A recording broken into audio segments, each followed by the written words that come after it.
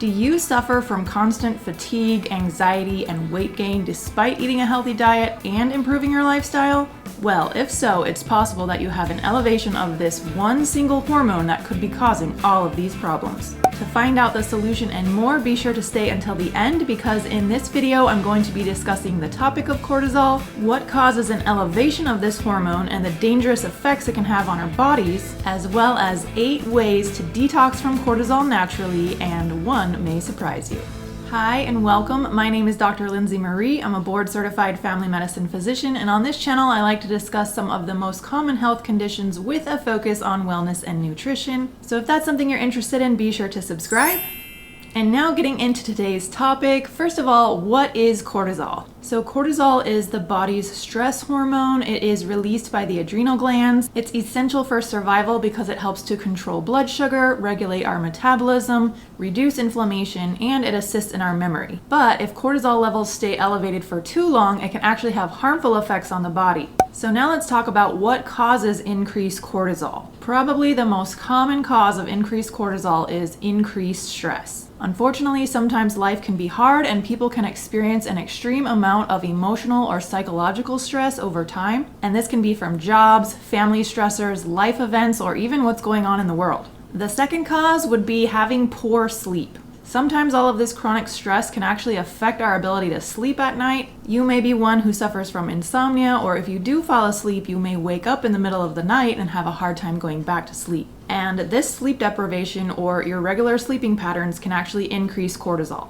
The third cause of increased cortisol is caffeine and alcohol. Caffeine is a stimulant and it increases the production of cortisol. The fourth cause of increased cortisol can actually be intense exercise. Overtraining without proper recovery can increase cortisol, so you want to be sure you're adding in those rest days. Not only does it help your muscles recover, but it can also prevent that increased elevation of cortisol. The fifth cause would include certain medical conditions, and these include something known as Cushing's syndrome. You can also have pituitary or adrenal tumors, and anxiety and depressive disorders also play a role. In Cushing's syndrome, your body actually produces too much cortisol on its own, and here is a list of some of the classical symptoms you can have with Cushing's syndrome. The sixth cause of increased cortisol includes medications, and these medications would include corticosteroids known as prednisone. Working in urgent care for various complaints, including low back injuries, I tend to prescribe prednisone quite often. However, it's important to know that in the short term, usually a 5-day course, these effects are not as prevalent. If you are on prednisone for the long term, usually if you have an autoimmune disorder which requires it for treatment, that's when you can have these effects of increased cortisol. The seventh cause of increased cortisol can include blood sugar imbalances, and that can include either high blood sugars or low blood sugars. And finally, the eighth cause of increased cortisol includes illness or injury. Usually during a time of illness, your body is under an increased inflammatory state, and this increases cortisol. And the same goes for injury. Let's say you have a broken bone or maybe a large laceration. Your body is under a stress response, and so it's going to be producing more cortisol. Now let's move on to what signs and symptoms you can notice in your body when you have elevated cortisol. And this can be broken down into 3 categories, which includes physical symptoms, mental or emotional symptoms, and hormonal or metabolic changes. So starting off with the physical symptoms, the most common one you may notice is weight gain. Elevated cortisol tends to target the midsection. You may notice more weight around that area. It's mostly responsible for that little pooch in the abdomen that a lot of people complain about. Another classical sign that weight gain may be due to elevated cortisol is that you will actually gain weight more in your face. And they even have a term for this, which is called moon face, which you may have heard of before. And as we saw earlier, moon face is one of the classic signs of Cushing's syndrome. Other signs of increased cortisol in the body can include thin skin, easy bruising, or even muscle weakness. You may also experience other skin changes, including more acne or breakouts. Elevated stress and cortisol increases blood pressure. It can also lower your immunity, making you more prone to infection. And the last physical symptom of elevated cortisol, which we mentioned before, is increased fatigue and sleep disturbances. The mental and emotional symptoms include anxiety and depression, as well as difficulties concentrating. Metabolic changes include increased blood sugar and insulin resistance, which is the leading cause of prediabetes and diabetes. And lastly, for hormonal changes, you can experience irregular menstrual cycles or a decreased sex drive, otherwise known as low libido. So how do you know for sure if these signs and symptoms are due to an elevated cortisol or something else? I will say a lot of times these signs and symptoms can be due to poor lifestyle habits, including poor diet. But like we mentioned in the intro of this video, if you have changed your diet and lifestyle habits and you're still experiencing a lot of these symptoms, it is possible you have an increase of cortisol. There are at least 4 different types of testing that can be done to look for increased cortisol levels in the body, and those include a salivary cortisol test, which is done especially at night, a 24-hour urinary free cortisol test, blood cortisol levels, which are done in the morning and the afternoon, and lastly, a dexamethasone suppression test, and this assesses for the body's feedback regulation of cortisol. Now, those testings may sound complex, and it's because they can be, so if you're worried about your cortisol levels and you're just not sure what's going on with your body and the changes you're seeing, you definitely just want to have a discussion with your doctor about it, and then they can go from there deciding what types of tests would be best for you. Now, before we get into the 8 ways to detox from cortisol, make sure you hit the like button. The more likes the video gets, the more that people can view this. When you think about decreasing cortisol, you want to be thinking about ways you can decrease stress. So the first way you can work on decreasing stress and cortisol is to prioritize quality sleep. Doctors recommend getting 7 to 9 hours of sleep per night, and studies have shown that if you actually get less than this amount, your body is at increased risk for infection and poor health in general. Definitely stress or racing thoughts at night can obviously lead to insomnia. If you are one who struggles from insomnia, be sure to check out my video all about insomnia. I go over more in detail ways to improve this condition. But some of the most basic yet important advice about getting better sleep includes making sure you decrease screen time before bed. You definitely don't want to have any caffeine later in the day, which could keep you awake at night. And you want to be sticking to a regular sleep schedule. This helps your body's natural circadian rhythm. The more you can get into a good sleeping routine, the more quality sleep you will have. They also make different devices now, including watches or rings that can help track your sleep, so that may be something you can also look into. Now, this next way to help decrease cortisol naturally is one I'm excited to share about because you may not have heard of it before. It may be considered more of an alternative therapy, but there are many studies out there that show its effectiveness, and that is the use of specific sound waves and frequencies. I don't know if I am pronouncing it correctly, but there is something known as the 9 solfeggio frequencies.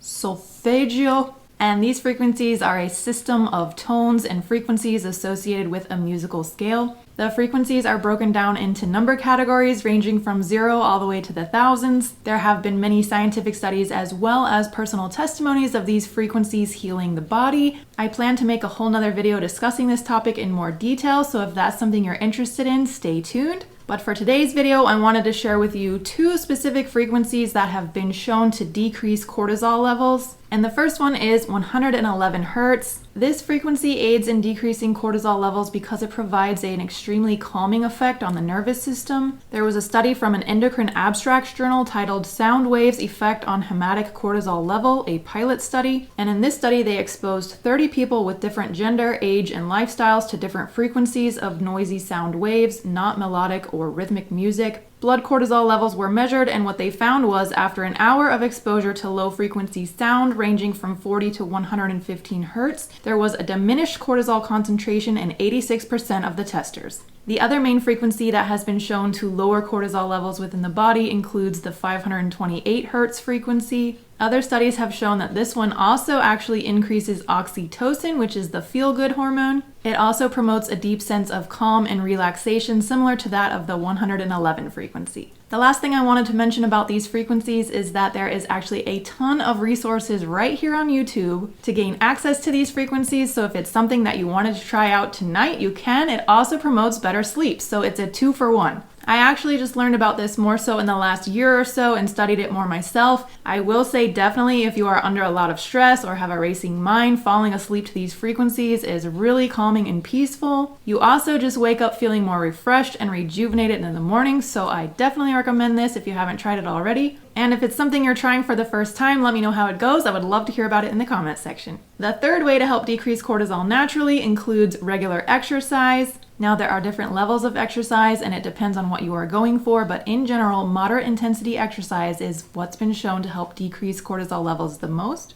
And this includes things like walking, swimming, or biking. Remember, as we mentioned before, you want to avoid excess high-intensity exercises because this can actually increase your cortisol. Moving down the list, the fourth way to decrease cortisol includes practicing meditation or relaxation techniques. Let's say you're going through your day and something at work triggers you to have that intense, stressful feeling. The easiest and fastest way to help reduce that stress response within the body before it gets out of hand, increasing cortisol, would be to practice deep breathing exercises. For a lot of my patients who come to me for help with anxiety, I always go over this method with them, and it's very simple and basic, but that is when you're feeling tense or stressed or anxious, you want to be counting to 4 in with your breath, 1, 2, 3, 4, and out, 1, 2, 3, 4. And you want to do this for about 20 minutes or so, or until you feel that tension in your body release. It works great for stress, anxiety, or when you're feeling triggered or angry. When your mind is focused on your breathing and your diaphragm is actually doing extra work, it provides a physiological change within the body to help reduce that stress response.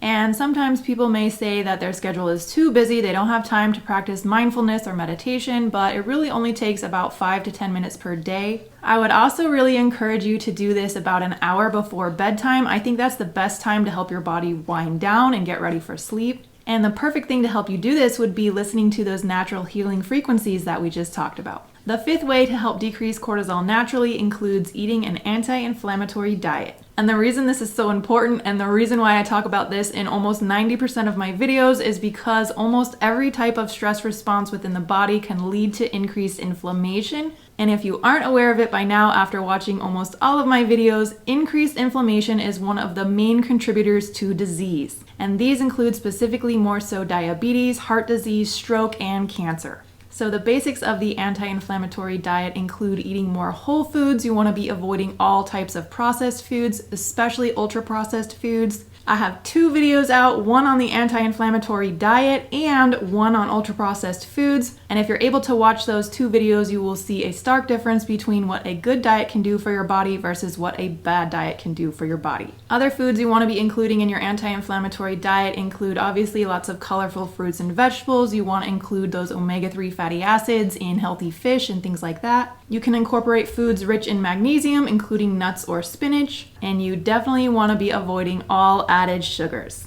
The 6th way to help decrease cortisol naturally is to stay hydrated. Dehydration leads to an increase of cortisol levels, so you want to be sure that you are drinking throughout the day to stay well hydrated. You want to be avoiding drinks with excess sugar and mainly sticking to water for your hydration. The 7th way to help decrease cortisol naturally includes limiting stimulants. As we talked about earlier, caffeine acts as a main stimulant, which increases cortisol levels. You especially want to be avoiding this in the afternoon so that you can help wind down and sleep for the night. And finally, the 8th way to help reduce cortisol levels includes building strong social connections. If you're more isolated and going under a lot of stress, you don't have someone to talk to, just being able to talk or vent to someone else really helps to reduce stress levels. Physical connection is also involved, which releases the hormone oxytocin, which is basically the opposite of cortisol. And also when you're with your friends and family, there's usually a lot of joy and laughter, and don't forget that laughter is the best medicine. Now just a quick recap of everything that we went over today. We discussed what cortisol is, the main causes of it, and how to detox from it naturally. I hope that you learned something new today, maybe about those healing frequencies that you can try to incorporate into your lifestyle. I know I talk about diet and lifestyle a lot on this channel, but it really is some of the best ways to help improve your health and live longer. By the way, if you guys have other topics you would like to learn about or other video ideas you want me to share, let me know in the comment section below. I'm always looking for new ideas of how to best connect with you or serve you as an audience.